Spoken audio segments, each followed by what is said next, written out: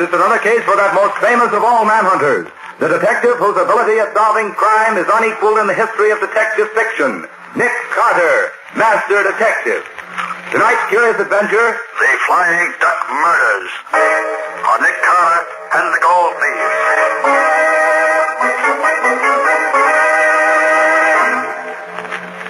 Carter, unless you think more of a large fat fee than you do of your life, I advise you to throw up the case at once. Apparently, we don't look at this in the same light, Mr. Dalrymple. I expect danger, and I'm prepared to meet it. I suppose you know that 2 other detectives have come out to this wild Montana country where the Flying Duck Mine is located trying to find the trouble. But do you know that neither of them lived to tell what they found? How were they killed, Mr. Dalrymple? They went crazy, Miss Bowen. Kessler, the San Francisco man, fell over a cliff, while Riley, the man from Chicago, dropped 600 feet down the main shaft of the mine. Very interesting. I feel quite sure that Nick won't share their fate. May I inquire for whom you're acting, Mr. Carter? You may. For Mr. Cecil Trenwick, an old friend of my father's and a large shareholder in the Flying Duck Mine. He said that you'd cooperate with me in every possible way. I shall do what I can, certainly. Good. I should like you to give me a letter to the superintendent at the mine, telling him that I'm a good workman and that you promised me a job. I shall disguise myself as a miner, using the name Dave Jarvis. Very well. You said your name will be Dave Jarvis? Right. Well, that'll do what you want. Give it to Mr. Nate Crosby, the mine super. He happens to be here in town this morning. Unless you change your mind and decide to return to New York. Thank you, Mr. Dalrymple. But I'm staying here till my work is finished. Good morning. Goodbye. Good morning. Wait a minute, Patsy. I wonder if Mr. Dalrymple... Get me 431, operator. Yeah. Yes. Hello? I want to speak to Nate Crosby. Okay, I'll wait. Crosby? He's the mine super, Nick. Yes, things are beginning to move already. Yes. If I open this door a crack, we'll hear better. Nate, this is Dalrymple. Krennic has done what he's been threatening to do for so long. He sent Nick Carter out here to investigate. Yes, Nick Carter. The one man in the world I'm afraid of. Well, you've got to market the stuff right away. You can't wait any longer now. I've given him a note to you. Give him the job he wants and then take care of him. Yes, if you don't, it may mean curtains for all of us. Right, so long. And that will settle your future, Mr. Nick Carter. I very much doubt that, Mr. Dalrymple. Thanks for the attention, Mr. Dalrymple. But I intend to take care of my own future.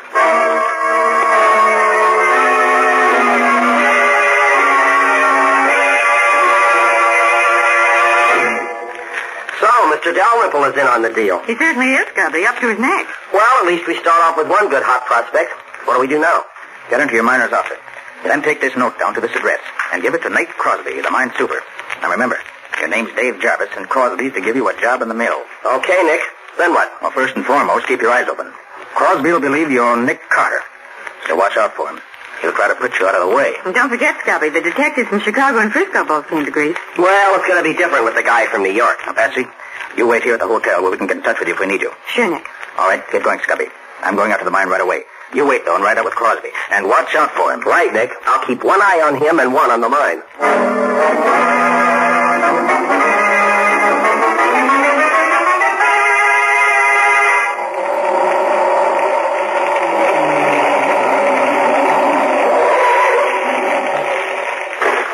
Thanks for the lift, Bud. That's okay, pal. That's the super's office right there. Thanks. I'll be seeing you. You looking for someone? You the super of the Flying Duck Mine? No, I'm the assistant super. Clem Hendricks is the name. Well, my name's King. I'm writing up an article about the mines of Montana for the Miners' Times of Kansas City. Any objection to me sticking around a while, looking things over? None at all, Mr. King. Just so long as you say something good about us in your article. You want me to show you around? No, thanks. I'll just drift around and see what I can pick up. If anyone stops here, tell them I said it was okay. Thanks, I will. Be seeing you. Now, to find the boss of the day shift and get some information on how this place operates.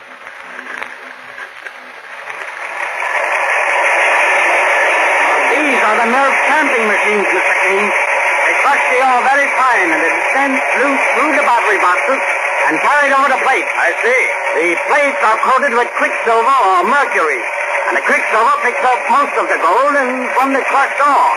And this combination of quicksilver and gold we call amalgam. And you scrape this amalgam off the plates and take it to the refinery? Yes, Mr. King.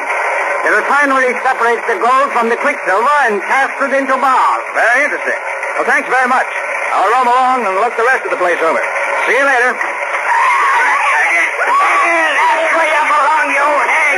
Down there where you flat your face in the dirt. You try killing the land. You old Indian witch, and I'm going to finish the job right on that knife. I'll drop it between your ribs. Never mind, drop that knife, I said. You're the fool. Knock me down, will you? I'll show you. Ledyard, put up that gun. But take this bullet. Put up the gun, I said. What are you trying to do? Well, I was trying to make Zalanda behave. This fellow interfered. It made me mad. Zalanda, where is she? Is she right? Well, I'll be darned. She must have run away while me and him was arguing. So you interfered, did you, mister? Certainly I did. You're King, the newspaper man, aren't you? That's right. I'm here to... I've been looking for you. I'm Crosby, mine superintendent. I'll give you just 15 minutes to get out of this camp. So you're Nate Crosby. I am, and I'm the boss here. And I say get out. All right, Crosby. I'll get out. But I'll be back. I never leave a job unfinished.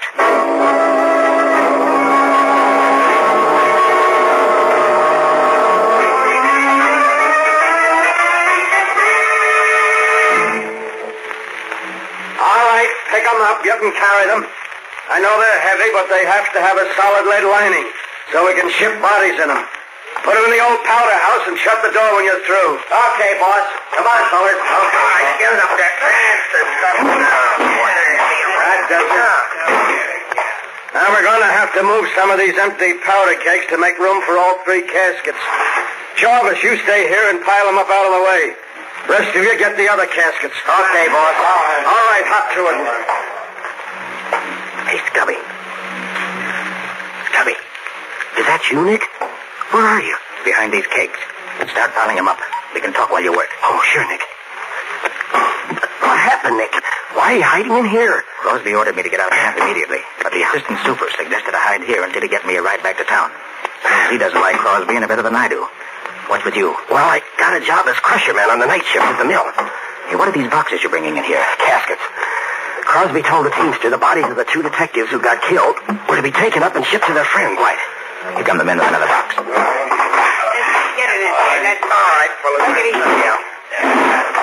Okay. Nick, there were only two detectives who were killed. Who do you suppose the third box is for? For you, I imagine, Scubby. What? Remember, they think you're Nick Carter. I'm only Mr. King, newspaper reporter. Well, I'll certainly see that casket stays empty. Scubby, you know where the detectives are buried? Well, the teamster told me that Crosby knows because he and a couple of the mill hands took the bodies away. I see. In the other casket. In here again. Okay, Nick, I'll fix it. Quiet now.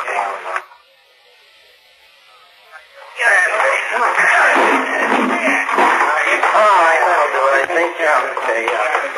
Oh, hey, boss. I must have dropped my knife inside the powder house. You mind if I get it? Do what you want, so long as you're not late for your shift at the mill. Okay, boss. I'll be there.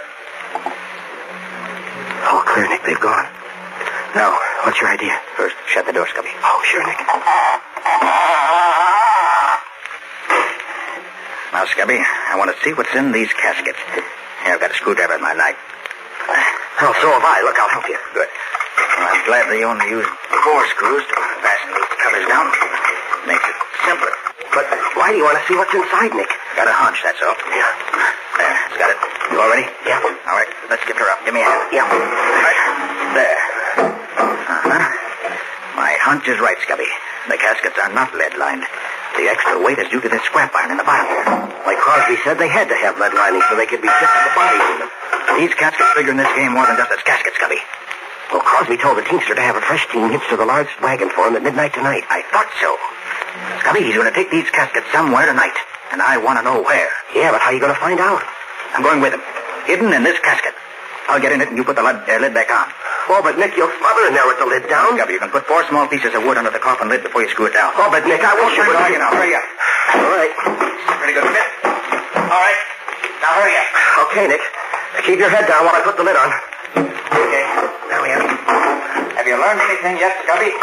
Well, the only place in the mill where the gold could be stolen is the room where the battery boxes and the plates are. I see.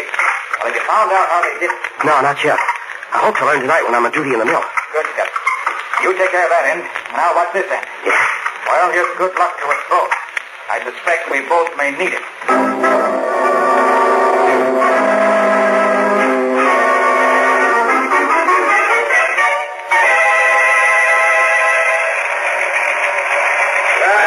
How's the great Nick Carter doing tonight, Ledyard? You mean Mr. Dave Jarvis? Yeah. He's doing swell. Look at him. Taking another drink. He's been hitting the water bucket steady for the last half hour. Is the loco working? I'll say. The bees are in his bonnet already. A famous Nick Carter will go the way the other two did. Hey, what are you fellas doing dancing around like that? You can't fool me. There are a lot of billy goats.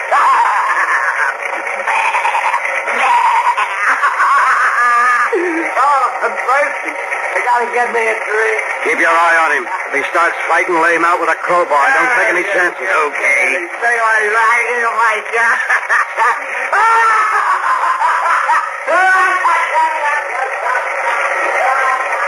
Did you see that? He's heading for the cliffs, just like the others. Solander's mixture hasn't failed yet. What's next, Crosby? Ledyard, get my team from the stable at midnight tonight and meet me at the old powder house. Now we can put Nick Carter's name on the third casket.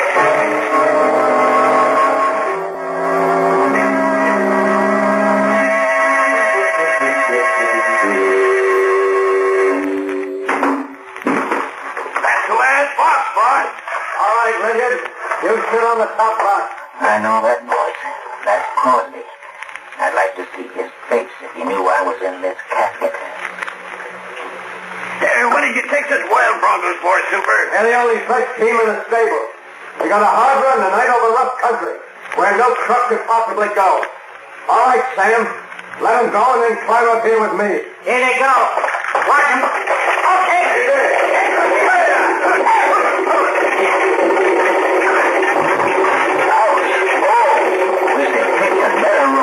Now that the loco is done for Carter, we can bring this business to a successful finish. I hope we're not going far at this rate. You mean we're going to quit? We sure are. We'll market the stuff and make a clean getaway. This is the roughest ride I've ever had. Hey, you're market the stuff. Leave that to me. I'll see that each of you gets...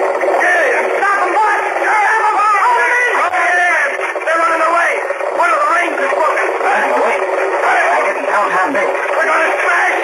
Jump for your lives!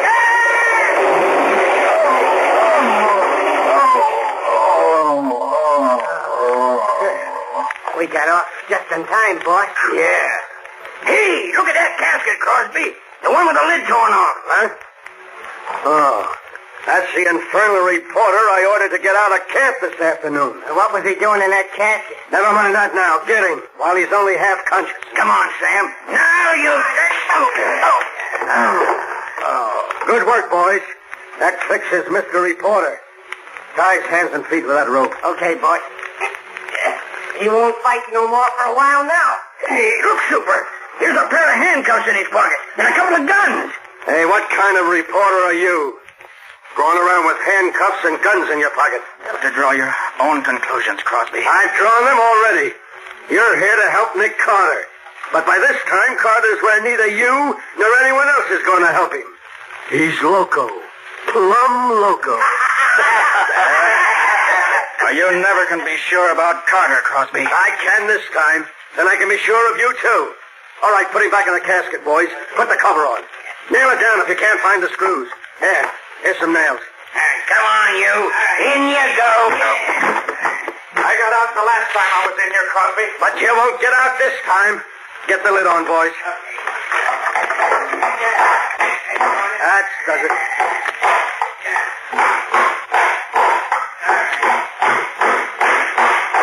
That's swell. That's enough. He can't do anything with his hands tied.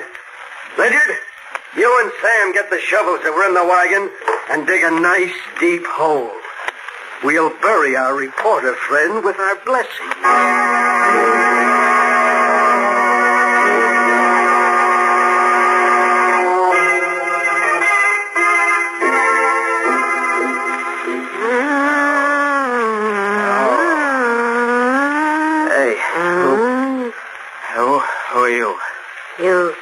senses now. You see, you hear, you know what me say. Yeah, I know. Good. You eat better now. Hey, who are you? Me, Zolander. You save Zolander life. Zolander, your friend. You drink this. You feel eat better. Quick. Thanks. Now, hey, tell me, how'd I get here? Just before sun come up, me chase crazy man through woods. Then me hear gun shoot. See you run. You come, fall down by Zolander. Hurt in head. So me bring you here. Zolander hut. Well, certainly glad you were around, but I passed out. Crosby, you enemy? Certainly is now. You say you were chasing a crazy man? Him drink loco, like two other men come before. I wonder if that could have been Scubby. Crosby said he was loco. Zolander, what did you want to find him for? Me want save him life. Give medicine, make him well. But what did you want to save him? Crosby give him loco this man. Zolander hate Crosby. Want save man, Crosby want kill. Zolander, listen. I think this crazy...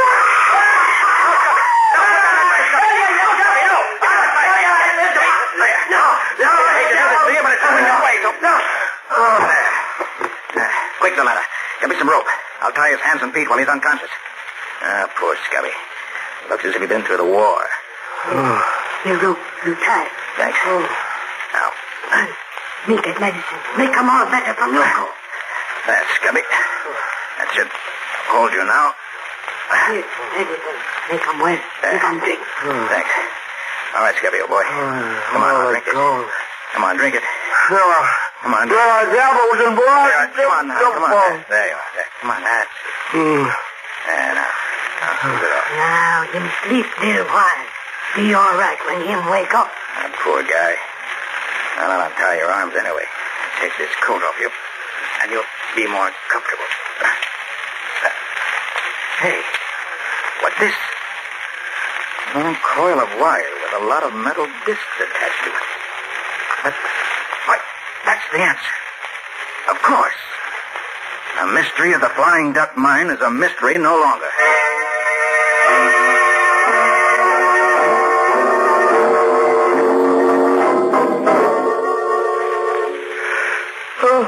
Well, Scubby, you feeling better now that you've had some sleep?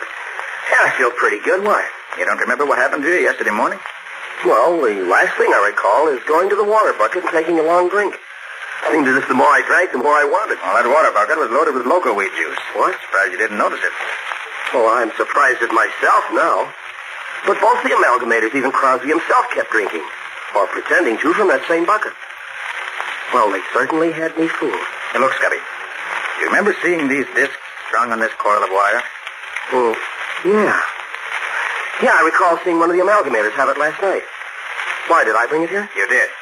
And it breaks the case wide open. Well, good for me, even if I didn't know it. Hey, tell me, Nick, what are those discs used for? Here, I'll show you. Yeah. Now watch. Now you see? This stuff I'm scraping off is amalgam. A mixture of quicksilver and gold. The men who worked in the battery boxes in the mill, the amalgamators, hung these discs and a lot more like them in the battery boxes, right where they'd catch the best of the gold before it flowed over the other plates. They took out over half the gold that flowed into the boxes this way. So that's where all those thousands of dollars worth of gold disappeared to. Yes, Scubby. A very clever method of stealing the gold. Now, if we could only find out what Crosby and his gang do with the amalgam after they scrape it off their discs. You want catch, Crosby? I'll say we do if we... Hey, Nick, who is she? Oh, that's Zolander. She saved my life. Oh, and yours too, incidentally. Saved my life? How? Well, that loco weed juice you drank is fatal. Well, Zolander gave you an antidote for it. Well, gosh, thanks, Zolander. Gee, I'm sure much obliged. Crosby try kill me. Me fix him. Zolander know all about Crosby. You come with me. Well, where are you taking us? Crosby got cave inside mountain where he hide stuff. Come, me show you.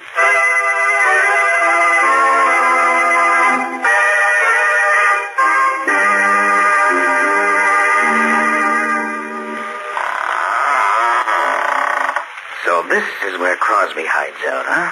Yeah. Too bad there's no one here now. But they've been here today. Look there, Scubby. Well, that looks like the scrap iron we took out of the casket in the old powder house before you hid in it. Right, Scubby. And this scrap iron was in the other two caskets.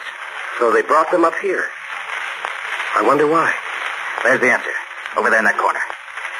And the Sayers' furnace. And it's still warm, Scubby. We must have scared them off when we came up. Wait. Let me take the cover off this retort.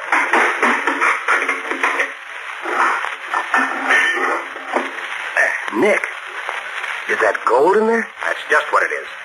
Part of the gold stolen from the mine. This is where the gang refined the amalgam they scraped off their discs.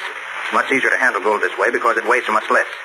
Now, since we know from what Dalrymple said that they never disposed of any of the stolen gold, they must have 800 or 900 pounds of it by now. Hey, maybe they've got it hidden around here somewhere. They did have, Scubby, but not now. Well, what makes you think so, Nick? Here, take a look outside there. They've been digging there very recently. Oh, but of course, Nick, they had to dig up the bodies of the 2 detectives to ship them back home. No, Scubby. The way it looks to me is this. After I got away from them last night, Crosby and his men took up the casket they tried to bury me in and Tried to bury you in? Hey, you didn't tell me about I'll ask that. about it later, Scubby. Right now I'm interested in what happened here. They brought the 3 caskets up here early this morning, loaded them up. How could they load 3 of them? They only had 2 bodies. No, Scubby, 3 caskets were loaded up. Don't you understand yet? No, Nick, I'm afraid I don't. How could they be loading up? How good are you at riding a horse? Riding a horse? Yeah. Well, I used to ride years ago. Why? Good. Zelanda, can you get us a couple of good fast horses right away? Oh, you need get 2 good horses quick. Good. Come on, Scubby. Let's get the horses and ride to the railroad station before the eastbound train gets in.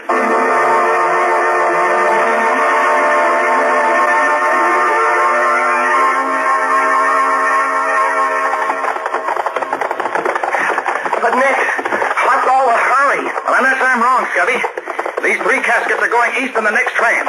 We've got to get there in time to stop them. Oh, even Crosby himself would recognize us, these Indian costumes Yolanda let us. Well, we may need to be disguised before we get through. Hey, you didn't finish telling me how you got away from Crosby and his gang when they started to bury you alive. What did happen, Nick? Well, they dug the hole, and they put the casket down in it. I tried to pry the lid loose, but my hands were tied behind me. I worked on them, and just as they started throwing the dirt back on top of the casket, I finally got my hands free and untied my feet. Just then I heard shooting and some female screaming. A female? Out there in the wild? Yeah, it was Zelanda, I found out later. Well, I managed to loosen the cover and push it up enough to see that Crosby and the men were watching something across the clearing. So I seized my chance and climbed carefully out of the hole on the opposite side. I started to run, but they saw me and started shooting. Fortunately, though, they were bad shots, and I was almost free when a bullet grazed my head. Must have stunned me, because I remember nothing more till I woke up in Zolanda's hut this morning. Well, do you know what it was that distracted the men's attention? Well, Zolanda told me that you were chasing her, trying to shoot her. She was screaming. You chased her around the other side of the clearing, and then went off after something else. It was just about then that she saw me running toward her. When Crosby saw me drop, he gave up the chase. Zolanda waited until they went back and then dragged me to her hut. Gosh, Nick, we owe a lot to Zolanda. Right, Scubby. And the best way we can pay that debt is to see that Crosby and his murdering pals end up where they belong, behind bars or in the electric chair.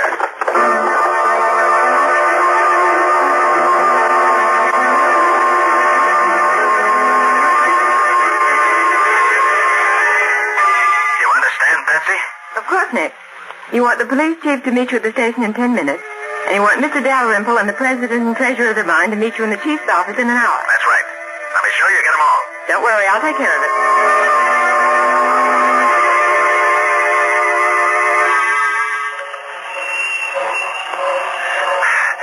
These are the ones, Nick. These 3 here on the baggage truck. Did you notice the names on them, Scubby? Yeah. Joe Briley, Phil Kessler. Oh, and look, Nick Carter. I'd rather be out here dressed as an Indian than in there dressed as a corpse. One side now, rain in the face.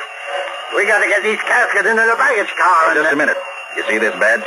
Special agent. So what? What do you want me to do? Just leave these caskets in the baggage truck for now. But they're supposed to go on this... Staying here, quiet. Hey, look here, baggage master. Get these boxes on the train and be quick about it. No be in hurry, mister. Why, you Indian meddler, what the deuce do you... You look behind you. What do you mean? Take your hat off, Scubby. Sure, Nick. There you are, Mr. Crosby. Dave Jarvis. Why, you... Don't try to start anything, Crosby. I've got my gun on you. Hey, get these boxes off. Hurry, men, officer. These 3 right here. Get your hands up, all of you, fast. What are you going to do? What is it? Quiet, all of you. You 3 men are under arrest. Charged with robbing the Flying Duck mine and with the murder of Detectives Riley and Kessler.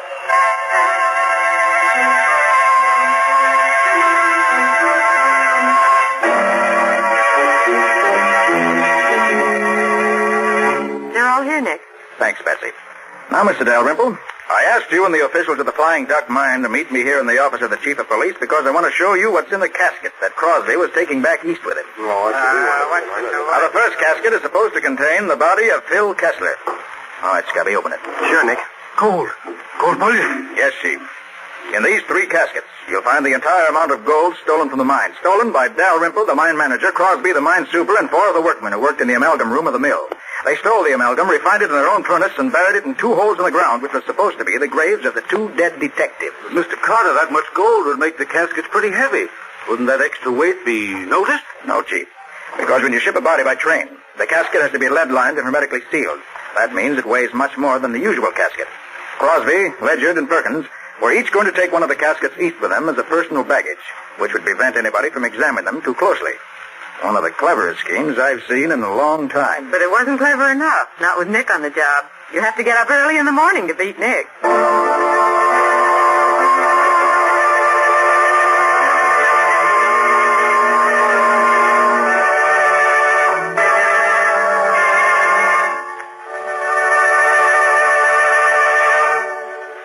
This was another strange experience of Nick Carter, master detective, called The Flying Duck Murders, or Nick Carter and the Gold Thief. Another of the curious adventures of Nick Carter, which are brought to you regularly at the same time by WOR Mutual.